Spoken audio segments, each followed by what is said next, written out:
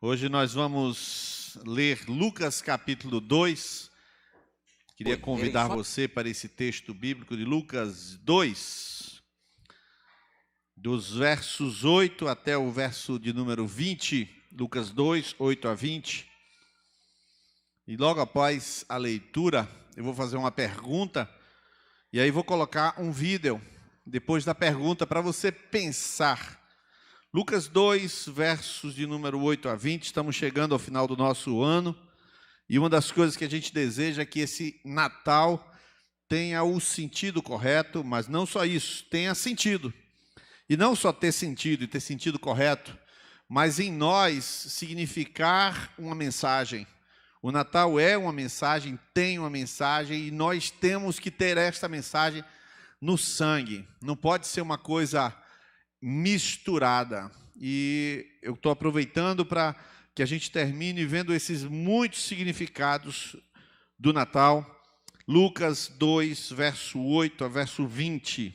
Nós vamos ler agora. Eu vou ler aqui na NVI, a tela também vai aparecer, eu vou estar olhando para baixo.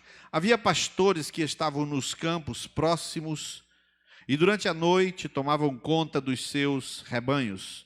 E aconteceu que um anjo do Senhor apareceu-lhes. E a glória do Senhor resplandeceu ao redor deles e ficaram aterrorizados. Mas o anjo lhes disse: não tenham medo, estou trazendo boas novas de grande alegria para vocês, que são para todo o povo. Hoje, na cidade de Davi, nasceu um Salvador, que é Cristo o Senhor. Isto servirá de sinal para vocês. Encontrarão o bebê envolto em panos e deitado numa manjedoura. De repente, uma grande multidão do exército celestial apareceu com o anjo, louvando a Deus e dizendo: glória a Deus nas alturas e paz na terra aos homens aos quais Ele concede o seu favor. Quando os anjos os deixaram e foram para os céus, os pastores disseram uns aos outros: vamos a Belém e vejamos isso que aconteceu e que o Senhor nos deu a conhecer. Então correram para lá e encontraram Maria e José e o bebê deitado na manjedoura. Depois de o verem, contaram a todos o que lhes fora dito a respeito daquele menino, e todos os que ouviram o que os pastores diziam ficaram admirados. Maria, porém, guardava todas estas coisas e sobre elas refletia em seu coração. Os pastores voltaram glorificando e louvando a Deus por tudo que tinham visto e ouvido e como lhes fora dito. Amém? Fechemos os nossos olhos, oremos ao Senhor. Senhor, traz luz sobre nós, por favor, Senhor. Em nome de Jesus, pedimos essa luz que apareceu aos pastores, que esta luz venha aqui sobre as mentes turbadas, perturbadas, sobre os corações que não veem. Os pastores também não viam, Senhor, mas o Senhor fez brilhar uma luz que mudou a vida deles. E eu peço que esta mesma luz permita que o Senhor venha nascer hoje em cada coração, em nome de Jesus. Amém e amém. Fala para a pessoa do seu lado: Deus fala pela sua palavra. Glória a Deus. Isto é uma verdade. Eu perguntaria a você: qual é o acontecimento mais importante da história? Você já parou para pensar sobre isso? Qual é o acontecimento mais importante na história? Eu vou sugerir a você um vídeo curto do Jornal Nacional. É um dos acontecimentos. Eu vou sair da frente, eles vão colocar esse vídeo, apagar a luz, e a gente vai ouvir só um pedacinho. Depois eu vou interromper esse vídeo falando. Pode colocar.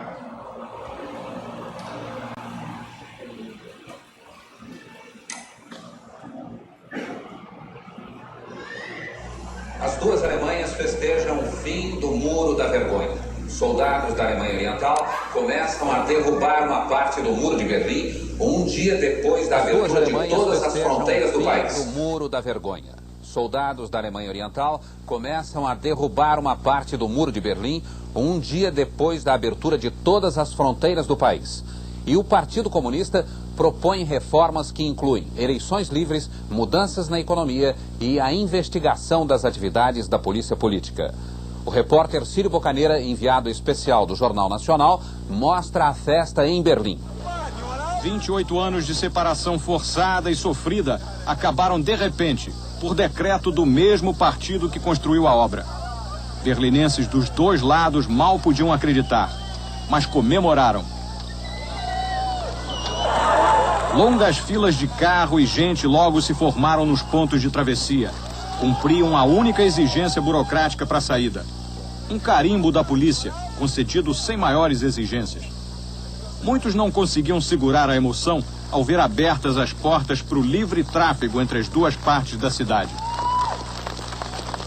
A abertura foi bem recebida até por quem não pretende ir embora de vez, como estes dois.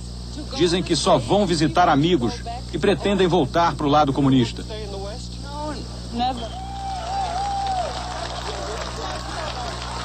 Quando o dia amanheceu, a travessia já estava sendo feita em massa. Esta mulher conseguiu encontrar a filha depois de uma longa separação. Até batucada entrou na comemoração junto ao tradicional portão de Brandemburgo. Aqui, os berlinenses resolveram ocupar o próprio muro, num ritual de exorcismo ao monumento odiado há quase 30 anos.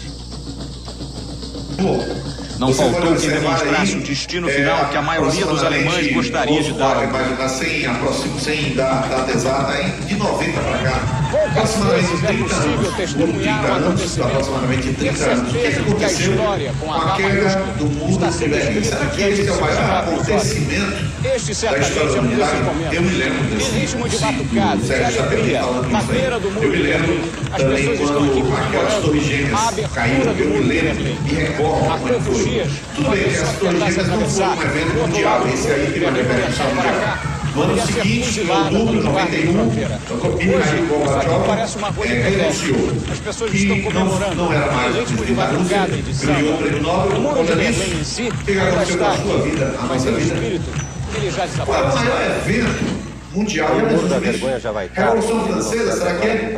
Eu vou colocar uma gravura aí, agora pode colocar uma gravura, uma pintura, né? Porque não há uma fotografia desse evento. Pode apagar a luz só para enxergar um pouquinho, eu vou falar durante 30 segundos. Esta é uma das gravuras de uma batalha chamada Batalha de Poitiers. Em 732, Carlos Martel, que se tornaria Carlos Magno, né? Mas Carlos Martel, um prefeito de Paris, enfrentou os mouros entre Toulouse e Tours e Poitiers, uma área entre as duas cidades, e ele só tinha 12 a 25 mil.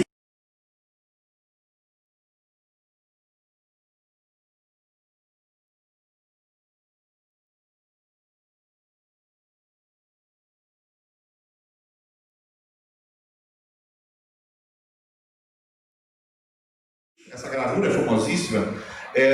Por conta disso, a Europa não foi colonizada pelo islamismo. Consequência disso, a civilização ocidental foi...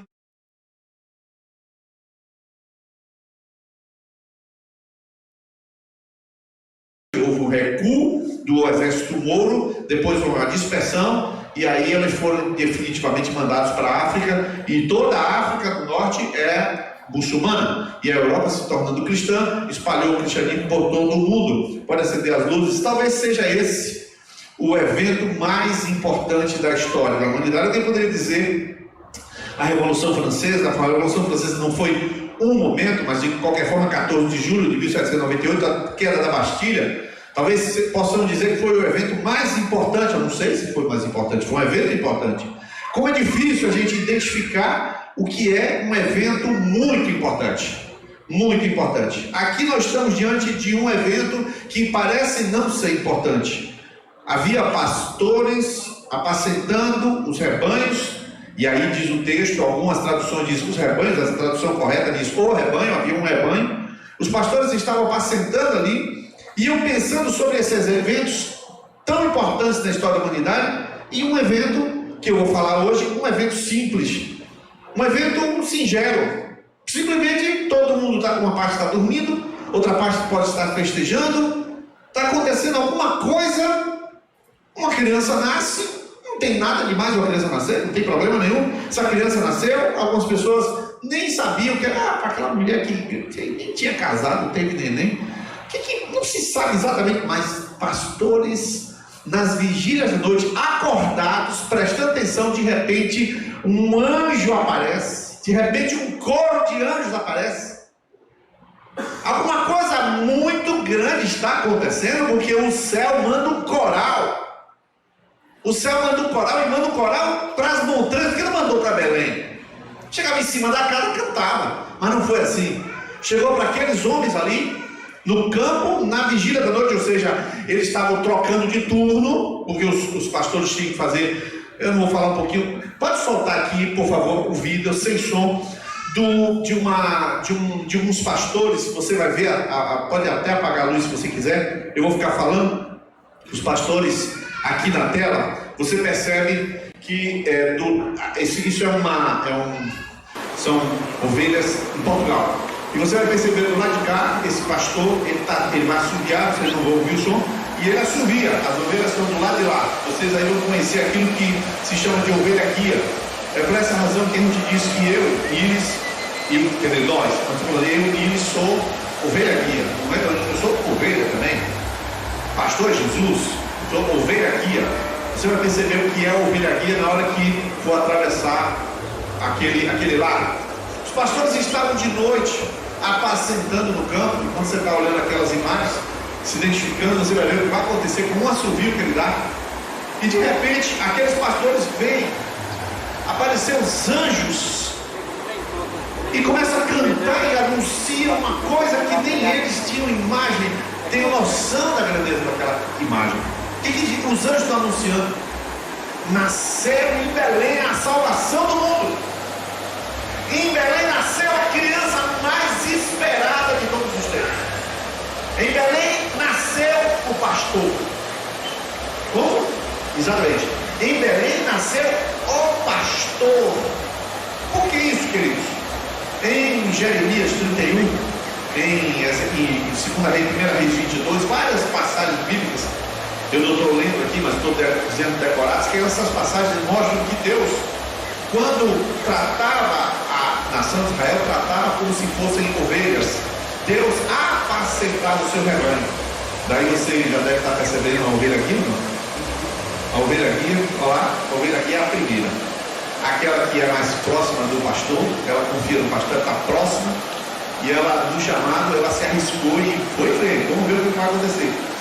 Olha, Deus tratava essa sua nação como se fosse um rebanho, as suas ovelhas. A Bíblia diz que Micaías, quando profetizou, falou assim: eu vi a Israel como ovelhas que não tem pastor. E lá em Ezequiel capítulo 34, esse eu vou fazer questão de ler com vocês, deixa eu terminar o vídeo. O Senhor dá uma promessa muito contundente para Israel. Enquanto vocês estão vendo essas imagens, eu queria lembrar para vocês que uma das primeiras profissões do mundo foi a profissão de pastor de ovelhas. Quem foi pastor de ovelhas na Bíblia? O primeiro pastor de ovelhas? Abel. Abel era pastor de ovelhas e Caim era lavrador. Uma das primeiras profissões. Por que é que justamente ovelhas precisam de pastor? A Bíblia não fala de domador de leão, não fala de criador de cachorro, não fala de criador de cavalo, não fala de domador de cavalo, nada disso. Mas de pastor de ovelhas fala. Deus está construindo uma imagem, um arquétipo, para que a nação de Israel compreenda o que é o pastoreio do próprio Deus para com aquela nação. Pode acender a luz enquanto deixar essa imagem rolando, não tem problema. E eu queria ler aqui Ezequiel capítulo 34, verso 23, ele não vai colocar na tela. Então, se você puder abrir, Ezequiel 34, verso 23 na tela, está rolando as imagens sequenciais destas ovelhas. Mas em Ezequiel 34, verso número 23, quando ele está falando acerca dos pastores e das ovelhas que ficaram perdidas, etc. Mas quando chega no verso 23, olha o que o Senhor fala: porém sobre elas um pastor, o meu servo Davi, e ele cuidará delas e será o seu pastor. Deus está dizendo que aquele rebanho que vocês estão vendo aí na tela Um rebanho de ovelhas, não é de cavalo, não é de cachorro, não é de bicho, não é de galinha, não é de pombo. É rebanho de ovelhas que tem que ser conduzidas, pastoreadas. Essas ovelhas, o Senhor já vai trazendo no imaginário popular daquela nação. Abel era pastor de ovelha, Abraão era pastor de ovelha, Isaac era pastor de ovelha, Jacó era pastor de ovelha, Moisés foi pastor de ovelha, Davi foi pastor de ovelha. Os ícones principais da nação sempre foram pastores de ovelha. E por que ele estava fazendo isso? Ele estava querendo plantar uma arquétipo, se você entende o que eu estou falando. Ele estava querendo trazer uma imagem que ficasse fixada acerca da ovelha e acerca do pastor, essas duas imagens. E o Senhor faz essa promessa em Ezequiel 34: eu vou lhes dar meu servo Davi. Ora, irmãos, Ezequiel, quando escreve essa palavra, Davi já tinha morrido. A nação de Israel sabe o que ele está falando. Meu servo Davi significa meu descendente de Davi que vai pastorear, que vai apacentar. A nação de Israel, ela lê a profecia bem melhor que nós. A gente não sabe muitas vezes quando lê a profecia se ela se refere a nós, a igreja, se é uma pessoa, se é pessoal, se é coletiva, se cumpriu, se não se cumpriu, a gente não sabe. Mas qualquer judeu é tranquilo, ele conhece as profecias e ele sabe o que elas significam. Então há uma promessa de que vai vir um pastor, de que vai vir o meu servo Davi. Eles estão aguardando, só que está todo mundo dormindo. Estão aguardando, mas não prestam atenção. Estão aguardando, mas eles estão muito preocupados com a pompa, com a riqueza, com tudo. Eles não entendem, eles não conhecem, eles não percebem. Por que Deus envia justamente para aqueles pastores? Eu queria fazer um comentário sobre os pastores.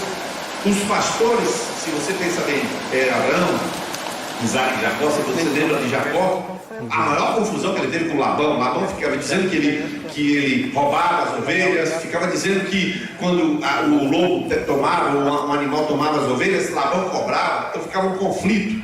Os pastores de ovelhas, na época de Jesus, não eram muito bem quistos. Para falar a verdade, eram muito mal vistos. Por que eram muito mal vistos? Eles eram mal vistos porque na época de Abraão, o rebanho era de Abraão. Na época de Isaac, o rebanho era de Isaac. Mas na época de Jesus, o rebanho não era do pastor. Porque já tinha havido uma evolução da sociedade e havia uma dispersão. A própria economia não era somente agropastoril. A economia era de vários tipos. Então o que acontecia? Uma cidade se juntava, cada um tinha 100 ovelhas, o outro 150 ovelhas, o outro 250 ovelhas, o outro 400 ovelhas, juntava, aquele rebanho formava 3.000 ovelhas e botava 7 pastores lá para apacentar as ovelhas que não eram deles. Portanto, os pastores não eram pastores que apacentavam suas próprias ovelhas, que é totalmente diferente. Quando ele apacenta a sua ovelha, ele morre pela sua ovelha. Mas aqueles pastores que apacentavam aquelas ovelhas, quando a ovelha sumia, quem dava conta? Qual ovelha de qual rebanho? Então, além de que o pastor, ele faltava todos os cultos, vou já agora assim, ele faltava todos os cultos. Faltava a festa do tabernáculo, faltava a festa de Pentecostes, faltava a festa das cabanas, todas as festas, porque ele estava lá com as ovelhas e quando o povo estava lá no templo, então ele não cumpria a lei. Os pastores de ovelha eram tão mal vistos que eles não podiam testemunhar em tribunal. Se um pastor fosse num tribunal como testemunha, não valia. Ele não podia entrar nas casas, era uma pessoa mal vista. E muitos desses pastores, nem judeus eram amonitas, moabitas, filisteus, eram dessas povos periféricos. Por que é então que Jesus aparece, que os anjos aparecem, que Deus aparece para eles, irmão? Não tem sentido um negócio desse. Era para aparecer em cima da casa onde Jesus está, mas aparece. Eu queria que colocasse na tela agora Isaías 57, 15, e a igreja vai ler, por favor, Isaías 57, 15, e a gente vai ler esse texto, e depois vai ler o 66, 2, podemos ler, igreja, 1, 2, 3 já? Pois assim diz o alto que vive para sempre, e cujo nome é santo, habito no lugar alto e santo, mas habito também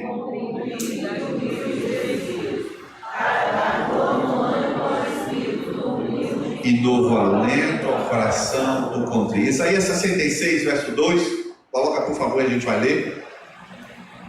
66, 2, vamos todos por favor, 1, 2, 3. Não foram as minhas mãos que fizeram todas essas coisas e por isso vieram a existir? Pergunta o Senhor. Ao humilde e contrito de espírito, que treme diante da minha palavra. Agora você começa a compreender, queridos, nós valorizamos coisas que Deus não valoriza. Nós damos peso a coisas que Deus não dá peso. Nós estimamos coisas que Deus não estima. Nossa escala de valores pende para um lado que Deus não pende. Valoriza a inteligência, valoriza a riqueza, valoriza isso, valoriza aquilo, e Deus não está nem aí para essas coisas. Valoriza uma pessoa que fala bem, Deus não está nem aí para isso. Deus chamou Moisés, o cara era gago. E o pior de tudo é que Moisés era gago porque virou gago. Atos capítulo 7, acho que verso 15, diz que ele era poderoso em palavras. Aí depois que ele matou o egípcio, ele ficou 40 anos no deserto. Quando Deus encontrou com ele, ele disse: eu sou pesado de língua, era gago. Ficou gago de tanta culpa.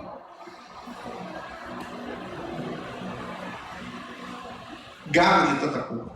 Deus chamou Amós nem profeta era. No dia que disseram assim: quem é você? Ele falou: eu não sou profeta, eu sou boieiro. Boieiro significa: eu sou vaqueiro. O cara não era nada.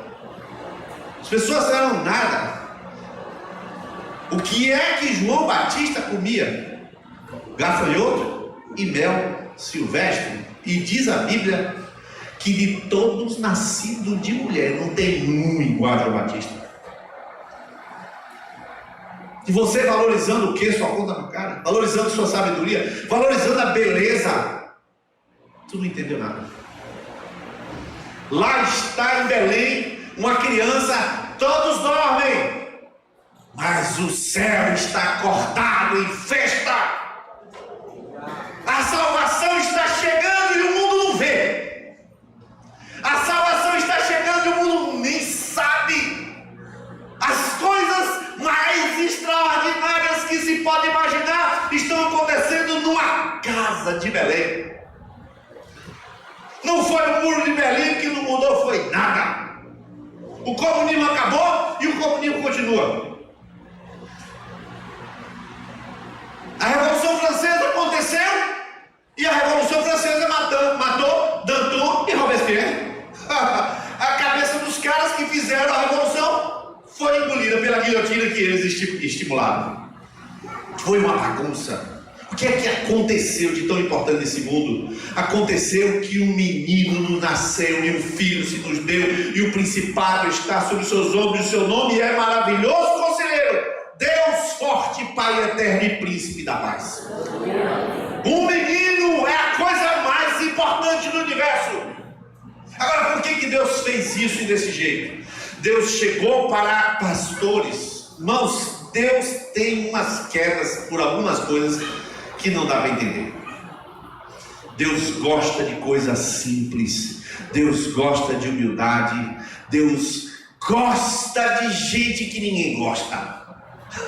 É assim. Deus vai chamar um rei.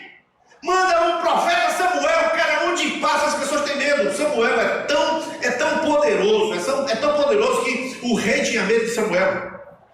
Samuel era um homem muito poderoso. Certa vez ele estava orando, isso está escrito em 1 Samuel capítulo 7 e depois capítulo 10, em duas passagens.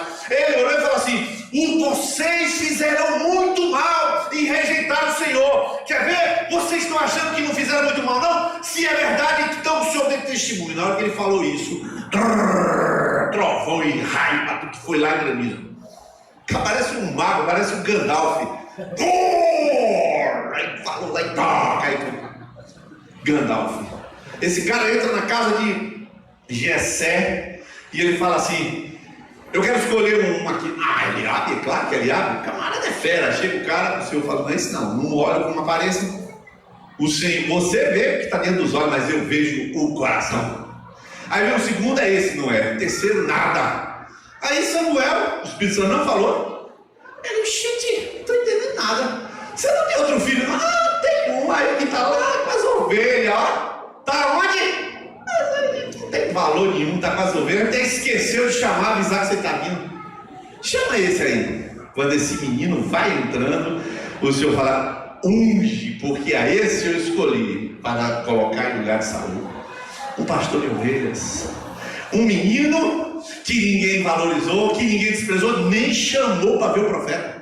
Imagine o valor que Davi tinha. Nenhum. Para Deus era o homem segundo o coração dele. Irmão, você pode estar sentado aqui essa noite valorizando alguma coisa e Deus está olhando meu filho. E quando tu está valorizando a cidade de Belém, eu estou lá no campo chamando aqueles que ninguém dá valor, aqueles que ninguém olha, aqueles que ninguém atenta. Talvez tenha uma coisa dentro do seu coração. Agora atente para isso. A coisa do seu coração, talvez você possa dizer assim, e eu sei o que é isso, mas assim, rapaz, Deus não pode me usar. Eu já pequei, eu já adulterei, eu já fiz toda besteira, eu falei uma empresa, como é que eu vou prosperar? Eu quero dizer que esta sua parte, talvez mais nebulosa, é a parte onde Jesus quer aparecer nessa parte rejeitada. Os pastores são a parte rejeitada, Jesus vai aparecer na parte rejeitada. Deus vai falar com a parte que não vale nada. Mas eu não posso ser pastor, digamos, né? Porque minha família, eu estou no meu segundo casamento, eu, e você olha tudo que não presta. E Deus chega para você e fala, essa parte que eu vou querer para usar, é nela que eu vou me revelar. É os pastores. Por quê? Porque está escrito lá em 1 Coríntios capítulo 1. Eu quero abrir aqui na minha Bíblia, 1 Coríntios capítulo 1, só que eu estou driblando o pessoal do Data Show, porque eu não disse o versículo, já pensou? Eles digitaram o capítulo e não digitaram o versículo, então estou agoniado porque eu não dei o versículo, né? 1 Coríntios capítulo 1, verso 26, não, verso 27 e verso 28. Eu vou ler esse texto. 1 Coríntios 1, verso 26. 1 Coríntios, é crônica não. 1-0 para mim. Eles foram para Crônicas. Coríntios, 1 Coríntios 1. Eu vou ler aqui. Mas Deus escolheu o que para o mundo é loucura para envergonhar os sábios. Escolheu o que para o mundo é fraqueza para envergonhar o que é forte. Ele escolheu o que para o mundo é insignificante, desprezado o que é nada, para reduzir a nada o que é, a fim de que ninguém se vanglorie diante dele. Deus escolheu você. Só que se você se acha alguma coisa, você não tem Deus. Por quê? Porque Deus só gosta de nada. Tu é nada, eu não sou nada, então Deus gosta de você. Deus olha para você. Não se trata de se diminuir, se trata de ser pequeno diante de Deus. Não se trata de desvalorizar os dons, se trata de dizer, eu não tenho nada que eu não tenha recebido. Se tem alguma coisa boa em mim, eu recebi. Se alguma coisa me é útil, veio da parte do Pai e tem um propósito. Irmão, preste atenção, Deus está fazendo um processo. Deus atenta para o humilde, Deus atenta aquilo que não ninguém atenta, daquilo que ninguém valoriza. Agora, esse vem o pior versículo, vem agora. Lucas 16, verso 15. Eu quero que vocês botem aí na tela, numa outra versão. Não coloque na versão NVI, pode colocar em qualquer outra versão. Na outra versão. Olhe o que diz Lucas capítulo 16, verso 15. Pode botar ARC. Pronto, excelente aí, ó. Almeida e Corrigida Fiel, excelente. ACF. Eu gostaria que a igreja lesse esse versículo, é o último versículo que eu vou citar. Vamos ler, 1, 2, 3 já?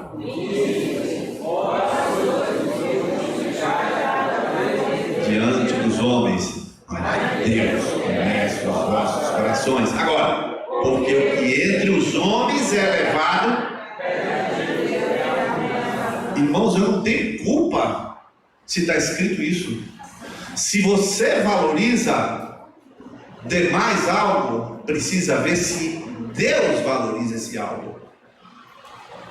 Precisa saber se Deus considera isso elevado. Porque o que para os homens é elevado é a abominação diante de Deus. Agora eu vou fazer um desfecho desses textos que eu li Eu falei que era o último texto, mas eu vou citar o último texto agora.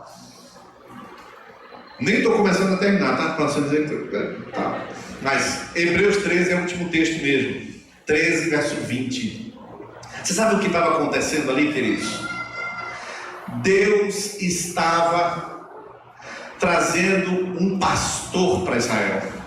Deus estava trazendo um pastor para apacentar o seu rebanho. Deus estava levantando um menino que seria pastor. Em Hebreus 13, verso 20, vai colocar na tela aí, e você vai ver o que se diz de Jesus. Ora, o Deus da paz, que pelo sangue da aliança eterna tornou a trazer dos mortos o nosso Senhor Jesus. Qual é o título que está dado a Jesus Cristo ali? De novo, grande pastor das ovelhas. Eu queria dizer para você que toda pessoa que anda nos seus próprios caminhos está precisando conhecer o pastor que é Jesus.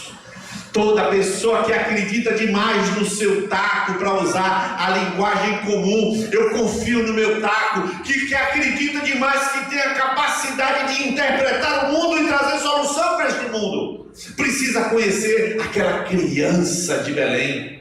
Aquela criança de Belém, quando nasce, o céu está gritando e pulando e dizendo glória a Deus, e todo mundo rindo, todo mundo orando.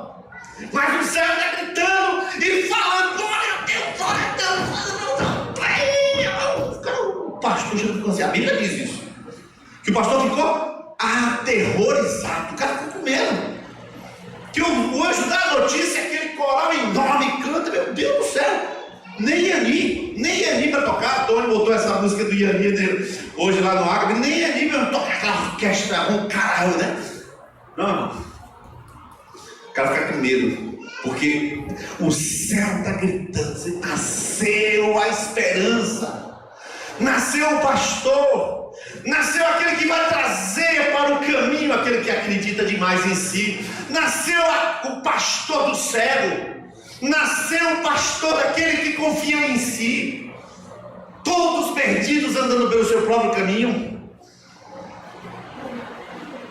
O Senhor chama aqueles pastores e dá um sinal para ele, 2 sinais. Aqueles pastores não iriam de jeito nenhum para Belém. Se dissesse assim, nasceu o rei, entre no palácio, e nem iam deixar entrar. Eles eram impuros, não iam entrar. Aí o anjo fala assim, eu vou dar 2 sinais. Vocês vão ver a criança enrolada em panos. No original grego, em trapos. Ou seja, Maria estava lá naquela Catalina que eu preguei domingo passado. Não havia lugar para eles ali adequado, não havia um local adequado. Ela teve o neném, pegou os panos que tinha presente, pano de chão, pano de prato, pano de alguma coisa, botou, enrolou o menino e onde é que vai botar o menino? Bota aqui, pum, quando viu lá, era uma manjedoura. Daquelas ovelhas que comiam ali dentro, como eu já expliquei domingo passado. Quando eles viram assim, vai lá que vocês vão ver enrolado em panos e numa manjedoura, eles disseram, ih rapaz, é bem simples mesmo. Então vamos lá ver, porque vão deixar a gente entrar. E lá vai os camaradas procurando uma casa simples, não é palácio, porque pelo aquele coral era palácio. Imagine aquele coral, o camarada vai procurar onde em Jerusalém.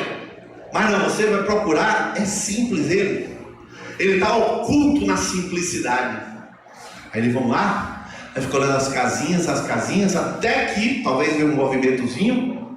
Aí ele entra naquela casinha. E por que os panos? Porque as pessoas pobres, quando tinham neném no meio das pradarias, das montanhas, pegavam qualquer pano que estava enrolado na própria roupa, que eles usavam panos para cingir os lombos, ele pegava qualquer pano e enrolava a criança. As crianças ricas não era assim. As crianças ricas tomavam banho. Só tomava 3 banhos na vida: banho quando nascia, banho quando casava e banho quando morria. 3 banhos, né? Então quando nascia uma criança rica, tomava logo banho. Uma criança pobre não, pegava os panos e enrolava por causa aqui do frio, aquela proteção. Os pastores então vão e começam a perceber que alguma coisa está acontecendo ali. alguma coisa especial. Agora eu quero dizer para você que Deus escolheu você, que se considera nada. Deus escolheu você, que acha que não tem dons. Deus escolheu você, que acha que é fraco. Deus escolheu você, que acha que não tem inteligência. Deus escolheu você, que acha que a sua vida teve tantos erros, que Deus não pode te escolher devido aos seus tantos erros. Deus escolheu você, quando você olha para si e fala: rapaz, mas eu não tenho uma eloquência desse homem. Eloquência aí é minha a palavra? Eu estou falando a palavra dele. Tudo que eu tenho é de Deus, eu não tenho nada. Se eu vou contar minha história, eu olho para mim e diz assim: quantos anos eu passei tentando acreditar que ele ainda tinha ministério para mim? Me lembro que eu conversei um dia com o bandido de Josi. Eles sabem, Josi não está aí mais bandido, tá? Estava conversando ali, estava com eles três. E um dia eu comecei a chorar e falei: eu acho que não tem mais ministério para mim. Eu falei com eles assim. E Josi sempre olha para mim, ela fala umas palavras assim, várias vezes. E eu abri o coração para ela e falei: eu acho que Deus não me quer mais nesse ministério. Quando a gente pisa no tomate, a gente leva anos para você levantar e dizer: quem sou eu? Exatamente, eu sou nada, eu sou um jumentinho para Deus montar. Simplesmente isso. Deus escolhe os que não são. Aquele que bate no seu peito não vê que está acontecendo alguma coisa fantástica, mas você não percebe. Jesus está dizendo para você: quem é você? Eu abomino aquilo que você valoriza, eu abomino. Você considera isso importante? Já me perguntou o que eu penso disso? Você considera isso de grande valor? Já me perguntou o que eu acho? Aquilo que os homens consideram de grande valor, Deus considera abominação. Irmãos, está na hora de a gente de novo pensar como pecador, para se arrepender e ter um Salvador. Quantos anos numa igreja, quantos anos imaginando que imaginando que pode, imaginando que sabe. Deus já lhe disse que você é? Deus já lhe botou medalhas, elogios e troféus? O lugar de uma pessoa de joelho perante o Senhor. Deus está de olho nesses pastores que ninguém dá valor, nesses homens que ninguém dá nada, que Deus quer levantar e ser glorificado nas coisas que não são. Se você não é, tem grande chance do Senhor esta noite transformar a sua vida. Se você não se acha nada, se acha que o seu casamento não é um fracasso, se você acha que a sua vida empresarial. Irmãos, quando eu larguei a minha empresa, eu quero terminar agora. Quando eu larguei a minha empresa e dei a empresa para meu irmão administrar, eu assinei um papel praticamente em branco. Na verdade foi um papel em branco e outro papel preenchido, e dizendo, fazendo alguns acordos. A empresa vendia muito, tinha 50 funcionários. Não vou dizer os volumes aqui, mas vendia 200 toneladas de produto por mês, empresa grande. Passaram-se os anos, tudo faliu, tudo, ficou nada. Não ficou cotas da sociedade, não ficou fórmulas, foi tudo vendido, foi tudo destruído, não tem nada. Alguém já me disse assim: você é bobo. O que é ser bobo quando se serve a Deus, querido? O que é ser bobo? Se você teve um processo de falência na sua empresa, o dia que eu fui assumir a igreja, que Deus me deu um comando que eu não gostei, já falei isso aqui, mas que eu digo que eu não gostei, é minha carne, é minha resistência, eu estava errado. O dia que eu assumi, eu tirei meu Serasa e reuni o presbitério e falou: aqui, ó, meu Serasa, eu devo 1 centavo, meu nome está limpo. Falei para a igreja que meu nome está limpo, alguns aqui mais antigos sabem disso. Passam-se os tempos, os processos vêm e caem no nome de quem?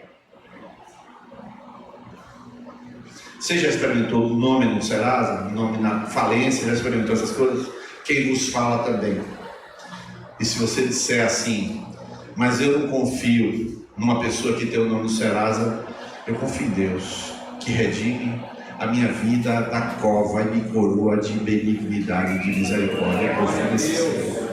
Eu confio no Deus que levanta o homem caído do monturo e faz assentar em príncipes. Eu confio num Deus que está buscando o fraco para torná-lo forte e ser glorificado no fraco, no pecador, no que não pode, no que não sabe, e não naquele que se vangloria. Deus abomina.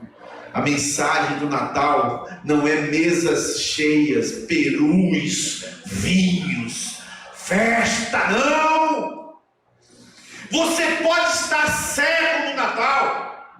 Tudo aquilo ali ser assim simplesmente uma fumaça de algo que Deus não aprova. Não estou reprovando isso, que eu vou comer. Eu nem sei se eu vou comer peru. Vai ter peru, Fernando? Eu nem sei se tem um tal de Chester aí, que até hoje nunca ninguém viu um tal do Chester aí, né? Diz que essa ave aí ninguém sabe o que é. Vai ter alguma coisa pra gente comer. Hoje eu comi salmão, vamos ver se vai ter uma. Não é a pompa. A pompa pode, na verdade, esconder. Ela pode tapar os olhos para o verdadeiro significado do Natal. Duas coisas que eu quero falar. 3 coisas que eu quero falar. Enquanto os homens não percebem, Deus está sendo glorificado nos seus propósitos. Deus quis que o menino nascesse e Deus foi glorificado nesse menino. Não foi glorificado na festa em Herodes, em Jerusalém, nada disso. Mas naquele menino, Deus quis, Deus se alegra, Deus é glorificado naquilo que Deus está fazendo. Deus está fazendo alguma coisa em sua vida, querido. Esse ano está terminando e você está mais quebrantado. E você está mais aos pés do Senhor. Deus quer fazer algo grande na sua vida. Mas baixa a bola essa noite. Porque Deus quer tomar você na sua humildade, na sua simplicidade. Deus resiste ao soberbo. Nabucodonosor disse: tudo isso eu conquistei com minha mão. Na Babilônia, ó Babilônia. E naquela hora, a Bíblia diz que veio o decreto celestial, falou assim: será tirado o teu reino e você comerá com os animais do campo. Aí ele ficou assustado, chamou Daniel. Daniel falou: eu quero dizer um negócio que aconteceu aqui. Teve um sonho da árvore, aquele negócio todo. Vai acontecer. Estou sintetizando. Um dia ele está lá, ele por ficar no chão começa a comer grama. Ele começa a comer grama. Depois de talvez 2 ou 3 anos, eu não lembro quanto é o tempo, aí ele recobre o sentido, lá todo cheio de unha, com aquele cabelão, ele levanta e diz assim: Senhor, eu te exalto, porque a ti pertence o reino. O Senhor põe quem quer, tira quem quer, o Senhor faz todas as coisas. Aquele homem exaltado não é nada. Deus resiste ao soberbo, mas dá graça ao humilde. O Natal é uma mensagem em que grandes festas acontecem, ela tem que acontecer na humildade da sua oração sincera. Quando você para de dizer: o Senhor, eu preciso do Senhor. Se eu sou pecador, eu preciso de ti. Quem sou eu diante da tua grandeza, a grandeza do teu poder? Eu queria que você ficasse de pé essa noite. E a gente vai orar nesse momento.